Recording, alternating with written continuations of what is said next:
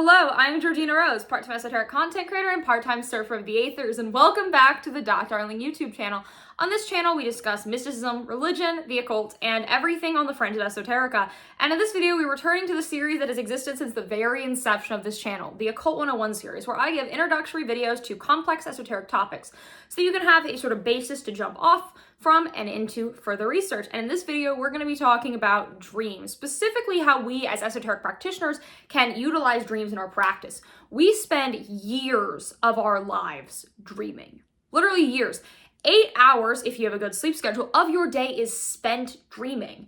And as people who are mystics, who are trying to understand the world on a spiritual level, we should not neglect the power of dreams. Often dream analysis sort of gets left in the sort of category of things that overlap between metaphysics and psychology. But people who are into like true metaphysics, true occultism, like the heavy stuff, can utilize dreams too. We should not just leave dreams in this kind of like category here. We should all take advantage of dreams because every single spiritual tradition has some sort of teaching about dreams.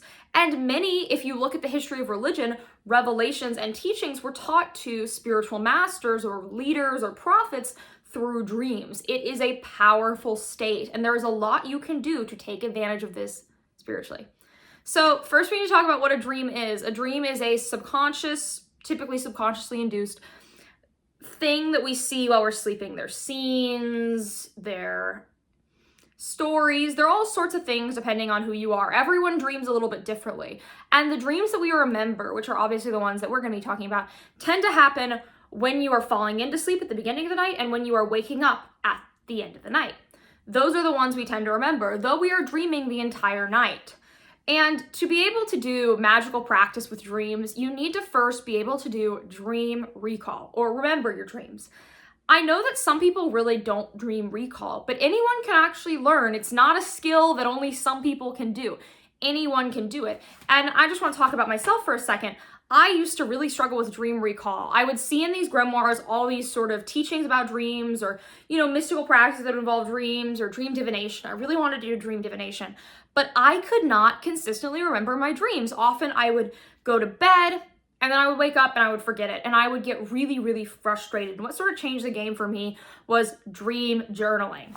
Dream journaling is something that I think people just kind of put in the like psychology category or the like beginner category, but it is really useful. What you're going to do is you're going to get a journal, and whenever you wake up, first thing in the morning, you need to do this first. Do not wait. Do not lay in your bed on your phone. Do not, do your like makeup routine, none of that. You need to do this immediately when you wake up because you will forget otherwise. Our memory of our dreams is most crisp right when we're awake.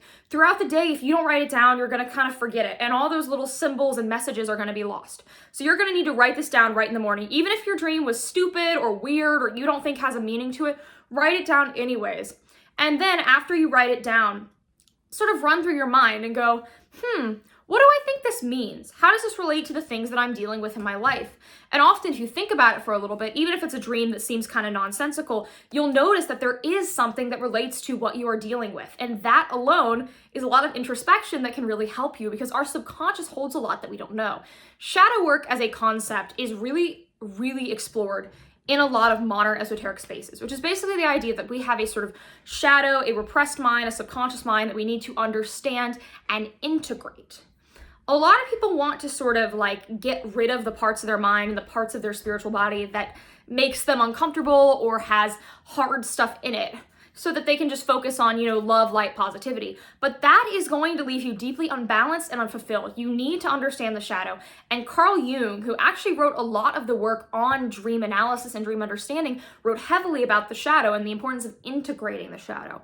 So read Carl Jung in general. I think that he really relates to a lot of what we're going to talk about here. And I know a lot of people are like, oh, he's a psychologist. Why do I care as an occultist? He was, and I like to put it this way, he was too esoteric for psychology, too psychological for esotericism. His work can really, really help you. And there's a lot of deep metaphysical teaching in it. Regardless, write all your stuff down and then think through, what are some symbols in my dream? What animals did I see? Because as we know, animals have correspondences. What colors? We all know colors have correspondences. And write all it down, like jot it down. What are things that are symbolic? and then like go through it and pull up a correspondence chart, like maybe Liber 777 by Aleister Crowley, or, you know, Llewellyn's Complete Book of Correspondence, something like that, that just has like a giant table of what things correspond to, and go through it and write all that down, and then go back to your analysis that you did previously and apply this to it. And often you'll get a whole nother layer of meaning that will really, really help you. So that is my first tip to get dream recall good. Write it down every single morning. This is really key, honestly. But the second thing is to sleep well. Your quality of sleep impacts the ability you have to dream and recall it. As I said, we dream multiple times a night, but our dreams actually are based off the sleep cycle. When we sleep, we go through a series of cycles. And if you are having a really low quality sleep, you may not necessarily be going through all these phases, and that is gonna really mess up your ability to have good, strong dreams.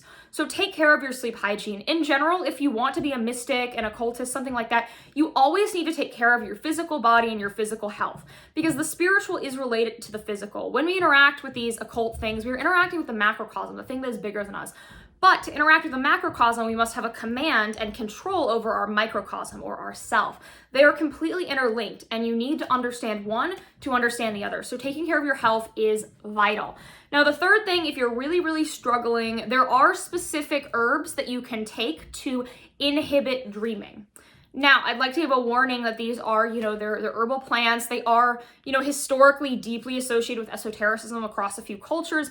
But as always, when you are taking a plant, ingesting something, putting it on as an ointment or smoking it or something, you need to know how that interacts with you and your allergies and all that type of stuff. So do your own research before using either of these beyond this video to make sure it doesn't have some sort of interaction with either a medication you take or your health conditions. But mugwort, which is a lunar plant that is heavily used in European folk practices, is going to be a lifesaver.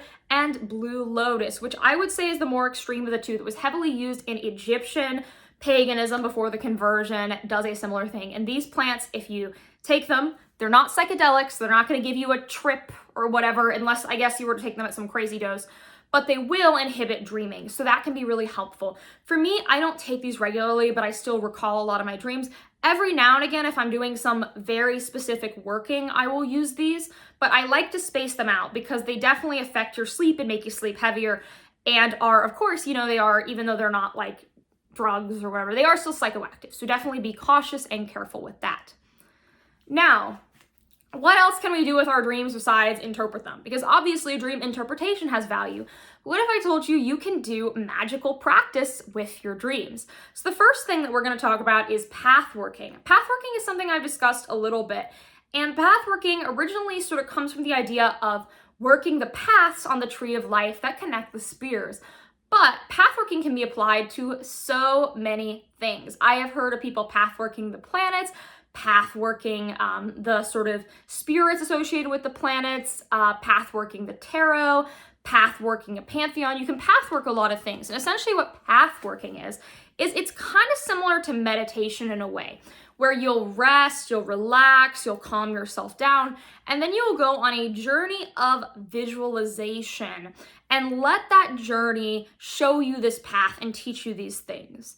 There are, of course, more extreme ways to do this, such as my little catchphrase, surfing the aethers, when Aleister Crowley did the surfing of the Enochian aethers. That is, of course, going on a spiritual journey through aethers, which are kind of, you know, a set of spiritual things that all go together within the Enochian system, but that is a lot more aggressive than pathworking. Pathworking is a lot more mild, but it can still teach us a lot. And the way that you would do this with dreaming is, as you're laying down to go to bed, you would path work and keep path working until you've fallen asleep. And before you fall asleep, set the intention to path work through your dreams. And then when you wake up, write it all down. Often the path working will continue and it will be really, really beneficial.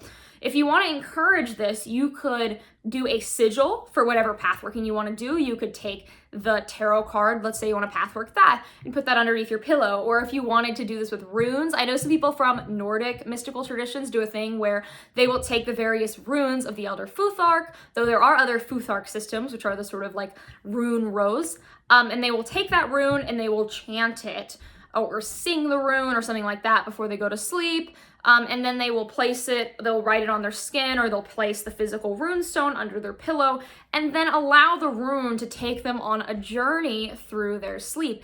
And this is a powerful way to unlock these mysteries and have them taught to you in a mystical way. Now, this also gets into the conversation of lucid dreamings. This is not necessarily the same as lucid dreaming, but you could do all of this while lucid dreaming. Lucid dreaming is a skill that takes time to develop, and essentially what it is the ability to have control over your dreams. But specifically when we're talking about pathworking or learning the runes or learning the tarot, you're going to want to control your actions, not the entire scene, because you still want to be learning from the rune, learning from the card, learning from the path. But on your end, you want to control your body so that you can go through this journey, interface this journey, and sort of, in a sense, initiate into what you are being taught. So that is another great way to use your dreams magically. Now, another way to use your dreams magically is through what is known as dream divination. So there are multiple ways you can do this. First, I'm going to talk about the non-spirit-based dream divination, where you'll essentially set an intention, set a question, and fall asleep, and your dream will sort of answer that question. So that can be done through making a sigil of your question and putting it under your pillow, by writing out your query and really focusing on this, visualizing this, like really putting your energy into this before you go to sleep, and then letting it tell you this as you sleep. You could also, once again, use the mugwort for this and say a prayer to a spirit connected with divination. Divination does relate to the moon, as the moon controls the emotions, the subconscious, and dreaming. The moon correspondence and dreaming are obviously very linked. But you could, say a prayer to a spirit associated with this, like the fates. There are a bunch of them in other systems that are sort of like fate, destiny, gods and goddesses. You could say a prayer like that. Then, you're not invoking before you go to sleep, though we will talk about that in a second. You're just kind of saying this prayer, giving this petition, maybe even giving an offering. That's a good thing to add on top. A corresponding offering could be really valuable. Then you're going to sleep and letting this be told to you as you go through your dreams in that night. Now, we're going to get to the more aggressive form of this, and that would be dream invocation-based divination. So for this, you are going to, right before you go to bed, actually do a ritual invocation of a god or goddess. And then you are going to go to sleep through the night, write it all down, and then when you wake up first thing in the morning, you're going to place out an offering, and then you are going to conclude the ritual with some sort of banishing or eviction practice. I know a lot of people have weird thoughts on the idea of banishing or think, oh, that's not necessary. But in reality, it is. You wouldn't let someone you are not, super close with come to you, stay in your house for a while, and then not leave.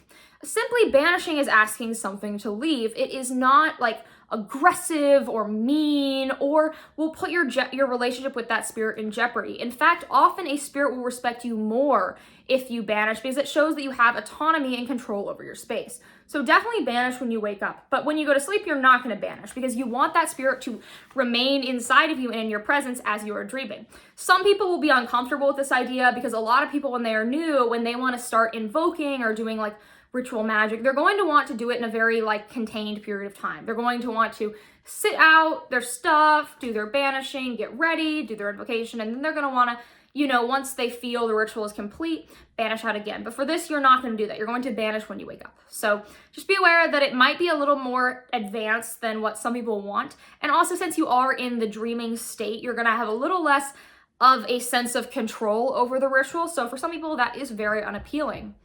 Now, the next way to deal with spirits and dream messages is the one that you're going to have with more complicated spirits. This is going to be your spirits that are more terrestrial or closer to this plane.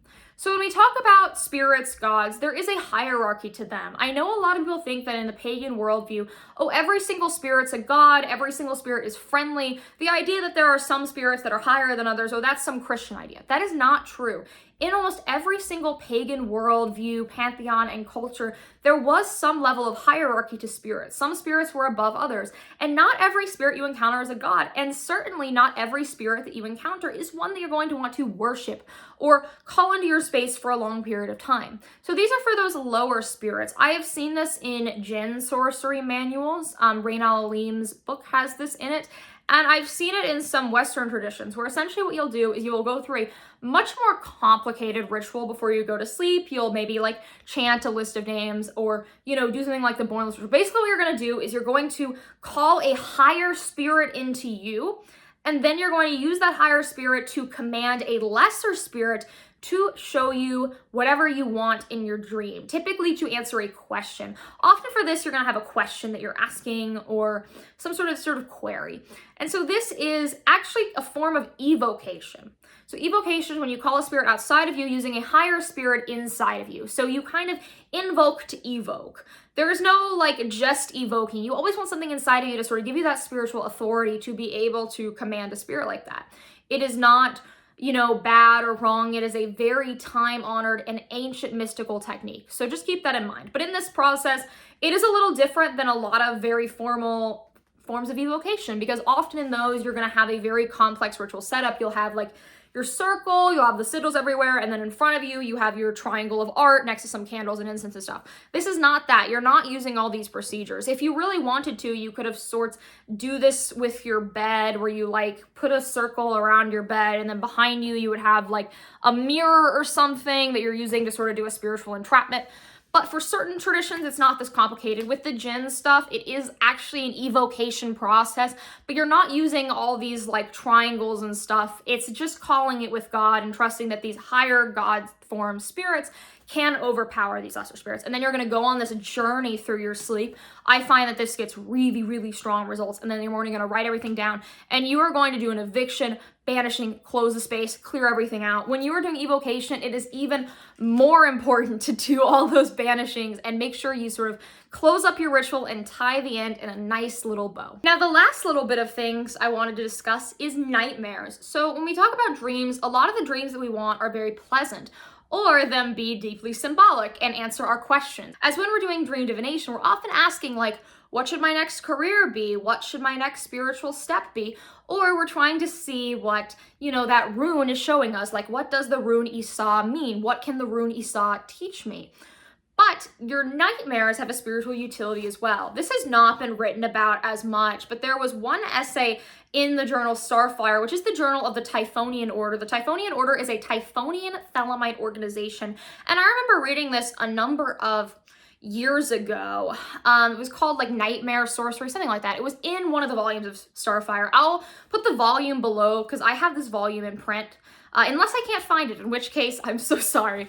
But basically what it says is that even nightmares have a spiritual utility, because when we are experiencing a nightmare, we are seeing these sort of darker forces at play in a way that is safer for the practitioner. A lot of these really heavy, dangerous, dark spirits, when you call them up, you're sort of putting yourself at a spiritual risk, putting yourself in a state of jeopardy that you don't necessarily need to. If you are doing something with a dream or a nightmare, it is a more controlled way of experiencing that energy, because in your dreams, you know, if something happens to you, it's not actually happening to you. It's happening to this sort of body of yours in the dream. And so if you have some really heavy shadow work you want to get through, like some trauma work, or you want to work with some really chthonic energy, this could be a great way to do it. You could sort of say a light prayer or really focus on it right before you go to bed, or even say a mantra related to it before you go to sleep. And then let that nightmare come, let yourself experience that, be thrust through that abyssal journey on the micro scale. And then when you come out, write down what you've learned. Scary dreams are awful, they're unpleasant, but once again, they have a utility, because in a spiritual journey, especially if you're someone who is, you know, interested in exploring the taboo sides of things, or the chthonic sides of things, or the darker side of things, there's a lot that we can learn. There is not just value in love and light. The other side must be there too. There's a reason why a concept similar to yin yang or mercy and severity exists everywhere. Sometimes we need to go on hard spiritual journeys and do hard spiritual practices to face and encounter truths that we need to learn, because not every lesson that we'll learn in our spiritual journey will be pleasant. And often the unpleasant lessons are the ones that we need to learn the most. So don't think that a nightmare is not spiritual utility, or that you've failed if you have a nightmare. Nightmares themselves are great teachers. Truly, they are incredible teachers. And often what we have nightmares about are the subconscious things we need to hear the most. Like, seriously, listen to that stuff and hear what your subconscious is telling you and what the spirits are telling you. There's so much you can do with dreams. And there's no point in wasting years and years of your sleeping life on not having dreams. You can recall dreams, and with time, it just gets easier and easier, and this practice will become more fulfilling and more fulfilling. So that's all I really have to say. This has been your host, Georgina Rose, and you can find me on every social media platform under the sun. And if you want to support me, you should join my Patreon. If you join the Patreon, you get all these videos early, you get an extra video every single month, and you get access to my ritual guides. There are over 20 pages of ritual instruction on specific topics that you can learn magic and directly follow rituals that I've written. So you can just like apply this stuff and not just hear about it. And if you're a high enough tier, you can join that and get monthly spiritual consultations with me where I can mentor you or explain an esoteric concept that's confusing you or even give you a reading. That time is really yours for what you want to use it for, is that you can develop spiritually. I also host the podcast, the Postmodern Iconoclast, which is on this channel, but it is also on all podcasting platforms, excluding Apple Podcasts. So thank you so much. Please like, comment, subscribe, and ring the bell. And if you subscribe for 93 days, you'll meet your holy guardian angel and you will never need to dream again. All right.